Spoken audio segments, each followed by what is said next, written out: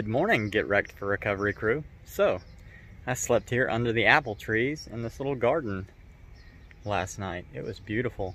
It did not rain. I was prepared for rain after the sprinkler situation, but it did not rain. So everything was dry when I got up, which was nice. So Mesa had a 1,400 acre apple orchard that was the largest in the United States, and there's still apple trees all over the place throughout this area left over from that, which I thought was pretty neat. Also there's a trail, a bicycle trail called the Weiser River Trail that's 84 miles long, and it goes from Weiser up north quite a long way, 84 miles. And I started to take it, but it's not fully paved yet. So when I got off the paved part, it was like still railroad gravel, big chunky rocks. It was hard packed, but like the bike was just bouncing around, so I just turned around. I was like, nope, not gonna do that today. But anyway, right here where I'm at, it passes right by the bicycle RV park here. And so I see that they're paving it, which is cool. Eventually, I'm sure that it's gonna be a rail trail that's completely paved like most of the other ones that I've ridden. So, story time. Right after my third child was born, Clark, he had like, his bilirubin count was high, and so he had to go back to the hospital and go under the lights. And I was talking to my wife, and the doctor had come in, and she set her keychain and stethoscope down, and it had a little turtle on it. And I asked my wife, I said, ask her about the turtle, you know. I said, you know, people love it when you ask about what they're interested in. And obviously she has an interest for turtles, so check it out. Well, Christy sat there and didn't say anything. And so I waited and waited, and I was like, Lord, you know, is she going to ask? What's going on here? Well, right about that time, the light on the wall that they used to check the ears and the throat, the doctor pulled it off the wall, and it wasn't working. And so she looked over, so she reached over for her stethoscope and picked up the turtle and shown that it was a light. It had a light in his mouth. Fast forward to my last trip through Florida, I walk into the first REI and I'm praying, you know, man, should I buy a sleeping mat? Should I buy this bicycle seat? You know, it was an expensive purchase, almost $300 that I spent. And I'm always like really leery about spending people's donated money on things that I may or may not need. And so I definitely needed them. I see that now. Thankful that I made that purchase. But Christy and I were also having another conversation. And when I walked up to the register, that same turtle and light were right there on the counter. They sell them at REI. And I was like, okay, Lord, I know this is what I'm supposed to do. So fast forward again to just recently at Paisano's Pizza back in Baker, and a lady walks up, and I've got these two stuffed animals that you've seen on the back of my bike. The dog is from my daughter, the alligator is for my son, and I've never really had like a little baby animal for Clark. Well, she walks up and she says, I just feel like I'm supposed to give this to you to add to your collection.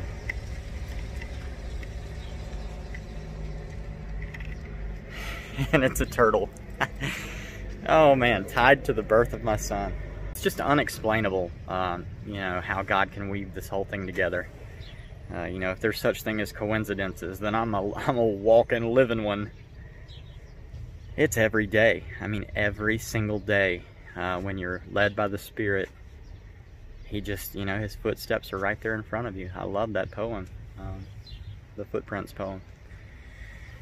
But yeah, so that's it for now. I am packed up. I'm gonna go get some breakfast and get this day started. I'm gonna try to make 40.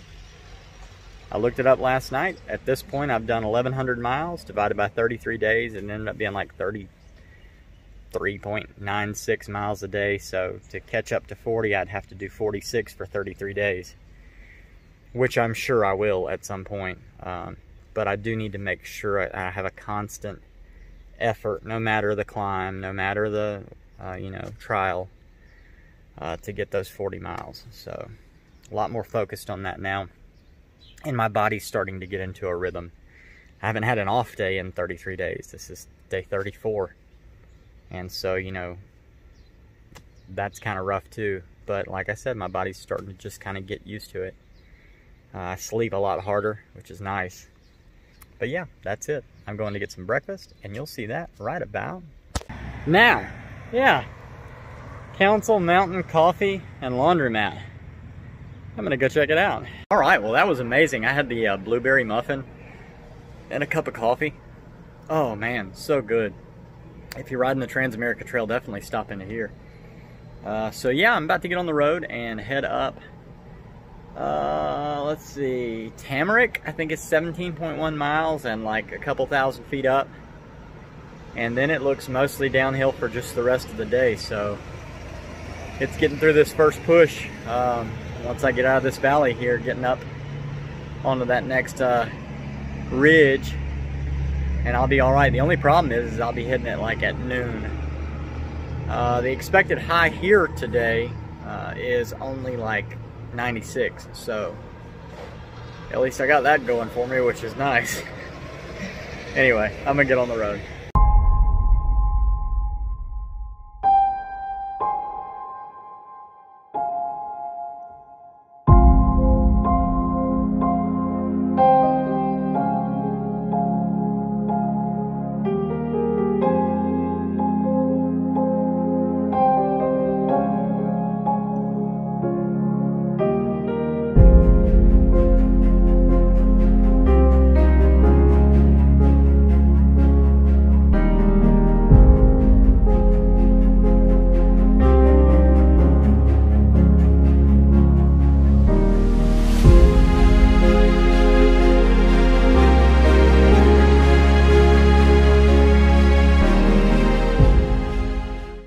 Well, that was a ride.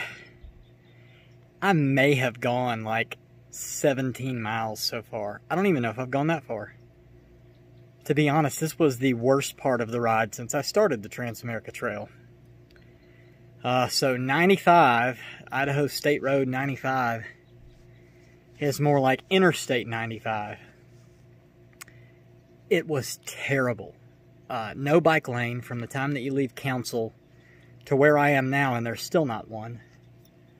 It's uphill the entire way. The first, like, maybe 3 miles out of Council are kind of downhill slope.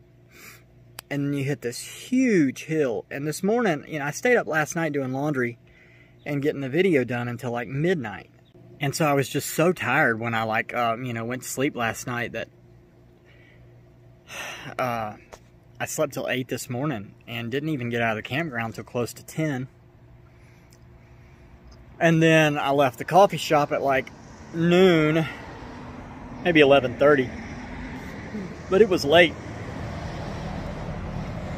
And by the time it was like 9 o'clock, it was already getting hot. And so there's this huge hill. It's about 2.5 miles long. I mean, it wasn't bad. It was just so hot. And so halfway up it, I finally found a tree and I just sat under it and got on Facebook and messed around for like 2.5 hours. I took a nap. A lady stopped in her car and she was like, "Are you okay?" I was like, "Oh no, I'm fine." But it was neat that, you know, she at least stopped. But yeah, this highway has been tandem trucks, tandem 18-wheelers, stacked full of like these big wraps of wood. They're not log trucks, they're just big square like lumber trucks. And so they have this draft behind them. And even if they scoot over the little bit that they can, when they come by you, it just sucks you right over toward them, like out into the road. And, you know, there were 3 times today where I could hear one coming up behind me. I could see one coming ahead of me. There was nothing I could do. No bike lane, 100 feet down on one side. Just, you know, clench my teeth and hope for the best. And so, yeah, they would just come rocketing by. You know, if you drive an 18-wheeler, and I know that, you know, it's a big hill that you're going up, steady hill all day. But if you see a cyclist and you're going to pinch him in, just slow down. Man, you know, you can just time it just a little off and swing out around. But anyway, that's not that's neither here nor there. I'm not upset with truck drivers. I'm not upset that there aren't any bike lanes. I'm exhausted. It was hot, and this was a day for the record books. I mean, like, this one was tough. So anyway, I get here to this shop, and I knocked on the door. They had the clothes light on, but I could see people in there, and so I knocked, and he was like, "Come on in, what do you need? And we're not cooking any food." I was like, "That's fine, I don't need you to cook any food. I'm totally okay with just like whatever you have." So I got some Doritos, a bottle of water, and a can of Coke. And then when I was sitting here starting to record this video, he stepped outside and he said, "Look, I've got a hunter's lodge right next door. You know, it's got a bed, it's got cover. You know, it doesn't have any running water or anything, but you're welcome to use it tonight." And so I started to walk over there, and I said, "How far is it to New Meadows?" And he said, 5 miles. I said, "How much more uphill is it?" He said, "You're about level now." I said, "Is there a restaurant open there? Because I am just starving." And he said, "Yeah, I think there's one on the left." And so then I asked him about the hot springs that I was trying to make it to today. And he said they are closed for the season because of COVID. So I wouldn't have been able to make it there anyway. But there's a city park there that I can camp at in New Meadows if that's as far as I decide to go.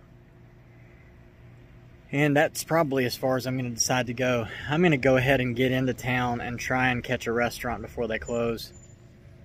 You know, I'm just, today was rough. So again, sorry there's not like a bunch of just beautiful scenery. It wasn't all that beautiful. I mean, it was, don't get me wrong, beautiful little stretch of road. Just the traffic was like, it was so unnerving that I didn't really have time to look left and right. Like all day long, traffic all day long. Interstate type traffic, 70 miles an hour on a 55 road all day long. But yeah, that's it. Not complaining, just trying to let you know in advance if you're riding the Trans-America Trail what to look forward to. Also, I found out I've got another broken spoke. So the next bike shop looks like it's in Missoula, Montana. And I'm going to have to take a day off and re-spoke the back wheel. It's just too old. You know, this bike is donated from, it's a 21-year-old bike. There's nothing else I can do but re-spoke that back wheel. There's just too much stress on all those spokes, and I cannot keep like having to stop and change spokes out each, 500 miles. Anyway, that's enough of my rant. I'm going to eat these Doritos, drink this Coke, and get down to the New Meadows, and hopefully you guys will see more of that in just a little bit. I love y'all. I'll see you later.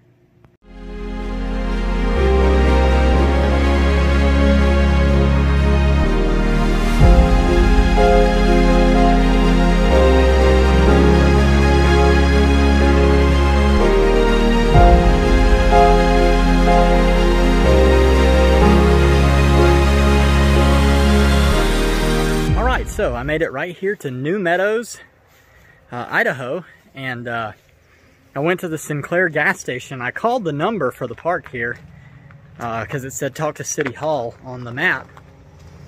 And so I called the number, and a guy named Mac answered, and he met me out at the street, and we talked for a little while. He just kind of explained, where I needed to put my tent, that there's electrical outlets there. He didn't know if they were on because the bathroom is closed because of COVID. And so I said, all right. Well, there's a bathroom at the gas station right down the road. It may be, a quarter of a mile max. So I was like, all right. Well, I went down to that gas station and got a pizza, which is right over here.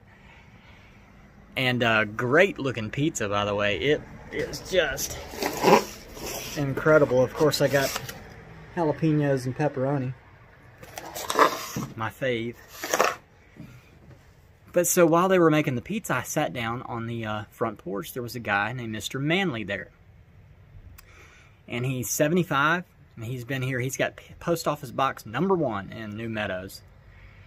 And we talked for a long time, probably an hour. And just had a really good conversation about the history of this place. The building right behind me here is the old train depot. The train used to come like right to here. Mac was telling me the train kind of just ended here. It didn't go any farther because the terrain is, you know, more treacherous that way.